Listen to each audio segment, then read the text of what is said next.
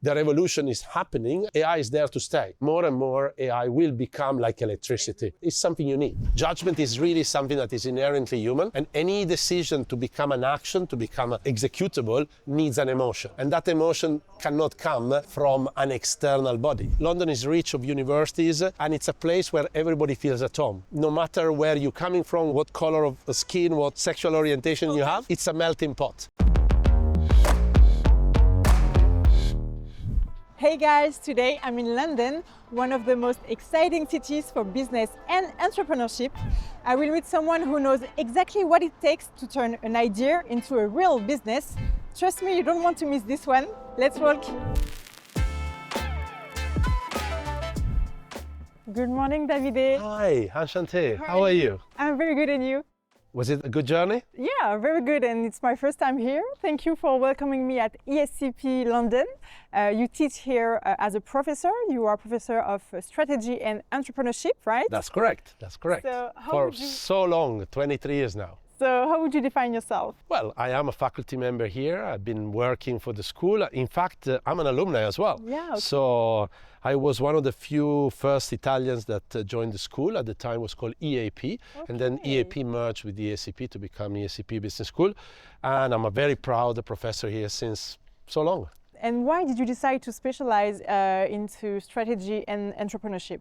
Well, what's your background? Yes, my background, it starts, as I said, I was an alumni, and very early on in the .com area, I became an entrepreneur. So when I was still a student, and the story is that I wanted to avoid the military service, and in Italy, you had to be employed by a company. So I decided I create my own company. And then of course I created, that was the .com, created the company and engaged many other students and other people, so eventually being valued and invested by leading investors, and we were millions at the time, was millions, now it's billions. And unicorns at the time were just fantasy pictures that you find in comic books.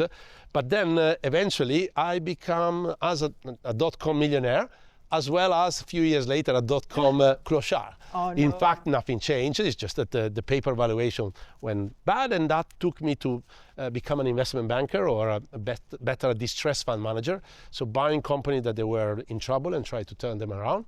And that took me then eventually to work for McKinsey for 7 years, where I was also working in strategy. And that is really where I cut my teeth in terms of strategy development, and early on in entrepreneurship. And then eventually, I always had this bug for education. And I've been teaching now for 23 plus years. And teaching for me was a way to practice and translate what I learned in the practice into theory, and then from theory back to practice by teaching it. And now what do you teach to your students concretely? Well, here, first of all, we need to define to whom, because ESCP is a very large business school. So we have undergraduate, graduate, and postgraduate. So my focus is mostly on graduate and postgraduate. So I teach at the Master in Management, which is one of our flagship programs. It's been around for 200 plus years. And I'm there teaching the core course of strategy, as well as a specialization in scaling up and entrepreneurship. But I also teach in some specialized master, strategy and entrepreneurship. And finally, I am a supervisor at the PhD, at our global PhD. Wow. For senior people that they want to entertain a career in academia. So you're doing so many things. Well, I try to do them well, but I think doing many things always in the same domain allows me to make a lot of connection of dots. And I believe that modern management, it's all about connecting the dots. You need to really be T-shaped, so knowing a little bit about everything, but then being able to go very deep in different topics. Very interesting. And can you show me another place of the school? Of course, the school is pretty big. It's a very typical British architecture or British academic architecture. It's all centered around the courtyard, which you see here. And then all around, we have a lot of classrooms and, of course, student places for studying, and, of course, offices for professors. But we'll take you around and show you. Let's go. Thank you. Okay, now let's talk about your expertise in business. And first of all, I have a question. We all use the word startup, but what is really a startup? Well, first of all, I think it's a term that is a bit abused, not just used. So startup, in effect, in all matters, is an experiment. Yeah, it's somebody that is looking to answer fundamentally 3 questions. Number one is there a problem worth solving? Yeah. So if there is not a problem worth solving, there is no space for a startup. The second big question is, can I solve it? And can I solve it means, can I build a solution that will work, so to make sure that the customer that have that problem can benefit out of it. And the third is, can I make money out of it? Yeah. The most important. Well, it is the most important, but I think I always say that making money is a consequence. Yeah. If you have chosen a problem that is not worth it, no matter how good is the solution, you will never make money. If you have chosen a good problem, but the solution is bad, you will never make money. So the make money is always a consequence. Okay, it's not the goal. It shouldn't be the goal, because it's a consequence. You can, you can wish to become a billionaire, but you have to do stuff to be. So the question is, what's the process to get there? And startup is a step which usually is rushed or kept for so long. I mean, till a few years back, good old Uber was considered still a startup, and they were 10 years old. 10 years for a modern company or a modern organization is a lifetime. And when do we know that a startup can scale up? Well, that should happen sooner rather than later by asking some questions, which, the first three, I call them existential. If you cannot answer those, you have no right to exist. So to then move into scaling, then you need to ask yourself, is the market big enough for my ambition? So if you want to be a $10 million business or 10 million euro business, you need a market that is a bit bigger than that. If you want to be a billion, you need a much bigger market. So the first question is the market big enough? Which is a necessary condition. And does your solution scale? Because a lot of time people confuse scaling with growth. And what is the difference? Scaling means that the same product or service can be repeated times and times again. So think of Spotify. Spotify scaled well because the same product was sold in Sweden, as well as in Egypt, as well as in the United States. Always the same. Where growing involves sometime entering into adjacent spaces, and which means adding complexity, adding resources, which slows down the scaling.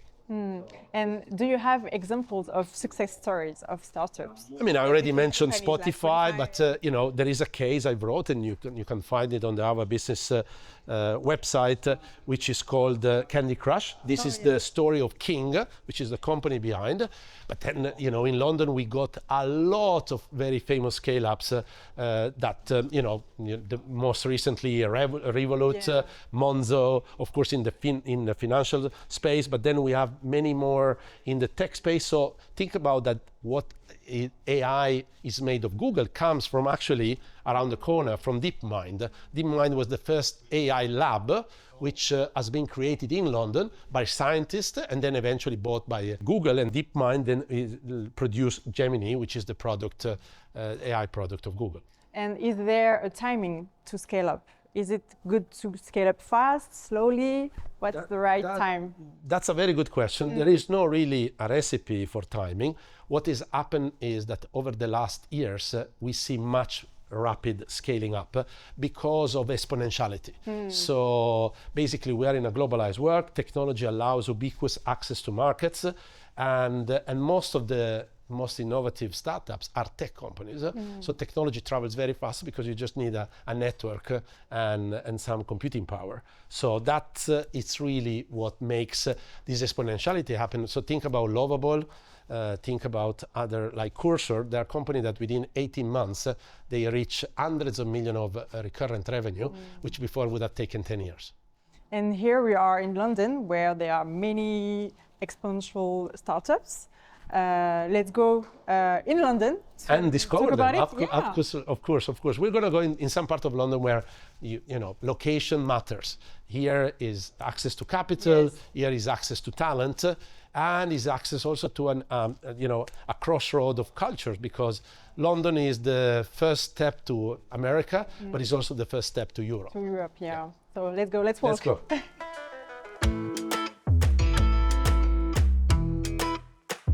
Here we are. We are King's Cross, St Pancras. It's a very old part of London that has completely rejuvenated, and this is because of technology startups and scale-ups, which they have relocated here. So you will see later, around here there is Google, there is Meta, but there is also a company like Louis Vuitton and other fashion company that they moved here, Net-a-Porter, which they have all their heart, their headquarters here. And this is an incredible story of rejuvenation and reinvention, because this was an old station, you know, for many years had the Eurostar, but all around here was very derelict. And now it's completely revamped and very youthful and amazing place to be. And is there something specific about London for businesses and startups? I mean, London is an island in an island. It's a very, very special place. And there are three big reasons why London is very difficult to replicate anywhere in the world. Number one is capital. You know, this is a place where there is a lot of capital available, and it's a walking distance where we were before in the city. That's the place where to raise capital. Second is another type of capital, which is human capital. London is rich of universities, and it's a place where everybody feels at home.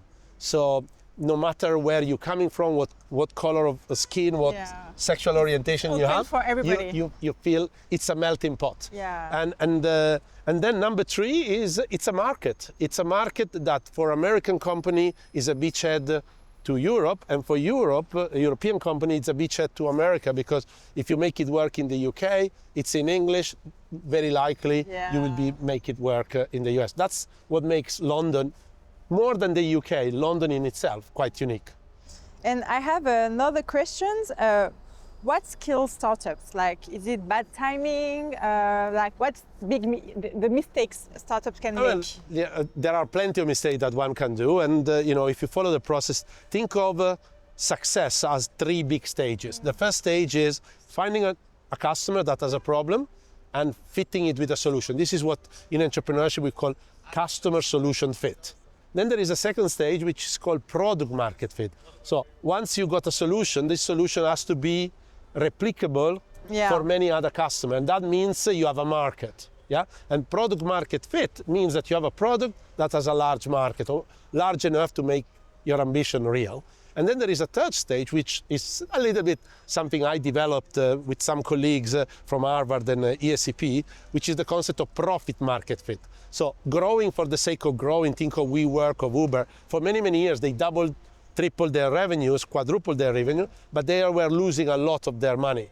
So profit market fit is when a scale-up is able to find a business model that makes every additional revenue valuable, more valuable than the previous one, creating a profit. That's in the name profit market fit. So those are the three big stages, and each one of them has some hurdle and pitfall that you can fall into. But if entrepreneurs, they think of those three stages, they will go a long way. So you gave us very precious advices.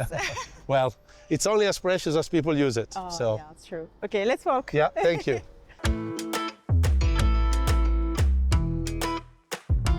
Davide, let's play a game with this beautiful view. Absolutely. Are you ready? I'm ready. So I called it True or Fake. I'm going to read some startup pitches, and some of them are real and raised millions, and some are completely made up. So you tell me which one is true and fake, and you give me your expertise, okay? Well, I hope I can answer correctly. Let's start with the... You put me on the spot here. Let's go. Pitch one. An Uber for private jets. You share a seat with 7 students to fly between university campuses across Europe. They raise 50 millions. Well, the idea in itself, it's already used, but it's used by celebrities, so I would think it's pretty fake. Yeah, it's fake, but you're right. It exists for celebrities, and the name of the company is Jet Smarter. But I think they collapsed a few years ago. Yeah, but there are 2 or 3 others that have a similar model. Okay. So the system works. It's called shared flights, and it is basically you share the cost with other people, and the model works, of course, at a very high price level. Yeah, sure. Okay, well done. Pitch number 2, a French startup that lets couples sell tickets to their own wedding to complete strangers. So you list your wedding on the platform, and strangers pay to attend, and you use the money to finance the events. I have no idea if it exists or not. It could make sense. Of course, there are cultural barriers, which I think will be a very big problem in the scaling up of such tank. But it might exist, it sounds a little bit borderline to me. It exists, Okay. so it's real. The name of the startup is Inviting, and it was launched in Paris in April 2025. Okay. So your thought about it? I think there could be a market. I don't know how big it is. It works for tickets, for like entertainment, theater, and that is something that is well established. Having stranger at a wedding, I think culturally it might not work in many places. I don't know about France. In Italy, in the UK, it might not work. Yeah. Okay. Pitch number 3, a startup that's a bottle fresh air from the Canadian Rockies and sells it to people ready to pay for clean air in China and India, because their countries have very pollution, a lot of pollution. They actually shipped over 12,000 cans in their first year. And how would that work? You know, because you see, air, it is something we breathe all the time. So is that for medical? I mean, it sounds a little bit crazy. It's clear the need. I think the solution seems a bit crazy. Yeah, I'm sure that it might be somebody is doing it, but I cannot see the use case, because we breathe continuously, and that would mean that I would need to have a can all the time to breathe. But actually, it's a real business. The name of the company is Vitality Hair. It was created in 2015, but they collapsed. But they actually managed to sell bottles. Yeah, but if they collapse, it means they didn't buy again. Yeah. So, I mean, I cannot judge. I'm no one to be able to judge if somebody should create or not. As I told you, startups, it's an experiment. Yeah, So sure. experiment, for most scientists, 99 out of 100 times do fail. And the thing is to learn out of it. Yeah. So in this particular case, I do believe there is a problem of clean air. I don't think that bottling fresh air and transporting it across the world is a feasible solution. Okay. The last one, a startup that offers structured fitness programs for dogs, like weekly sessions of canine jogging, yoga, and they raised $1 million. I mean, pets are a super, valuable market. They're substituting children, so I have no problem in believing that somebody created a startup and raised money. How successful will they be? That's to be seen. But I truly believe that there could be somebody that has done that. Actually, it's fake, but someone thought about it, but it didn't work because dogs don't care about sports. They're not too focused. But it's on not sports. dog. The customer here is the owner. Yeah, true, but it doesn't work. Yeah. Okay, but then I got it wrong. Actually. All right. As you can see, it's very difficult to predict. Yeah, but you did well. Okay, thank you. Davide, we are at River Building. Tell me something I don't know about this place. So we are River Building, as the name says. We are close to the River Thames. This is the city of London. So this is the beating heart of the financial district in London. But it's also an increasingly so a place where a lot of startups and scale-ups, they take set. So the River Building, for example, is the home of Deliveroo, which is one that has made the headlines, especially during COVID, but also afterwards. And now it's been recently sold to an American giant. And it made the headlines because it was a multi-billion transaction celebrating the scale-ups. And I would like to talk about AI. I know you did research on AI and strategy. Does AI change the rules of scaling, according to you? Well, of course it does. And for a very simple reason. AI is bringing more intelligence, abundant intelligence, which has always been expensive. And now it gives it at the clip of a finger, and a lot of more of it. But of course it brings also, and that of course increases speeds. You need to divide AI as companies that are AI native, so that they bring a new category or bring new solution native on AI, and companies that they use those solutions or they develop solutions that are for maybe very old industries. So the revolution is happening, and of course you will have more and more AI native in, for example, accounting software or in different type of software. So for example, nearby here, there is a company called Global Data, and Global Data used to be, and it is still one of the biggest provider of data and market research. And now they do this leveraging AI, but AI in terms of agent, orchestrating different agents and things of that sort. And of course, AI is there to stay. There is, of course, a little bit of a bubble at the moment, but more and more AI will become like electricity. Everywhere, It's something you need, as we need electricity, and AI in particular needs a lot of electricity, but the AI in itself will become a commodity. And what really would make important is the right use of AI. And for you, what AI can't replace? I mean, for sure, it cannot replace human, and it can enhance human, it can augment them enormously, but in particular of the human behavior, it cannot replace judgment. Judgment is really something that is inherently human, and any decision to become an action, to become executable, needs an emotion. And that emotion cannot come from an external body. That even if it's super precise, what you want is the socialization of the content, and that is an inherently human action.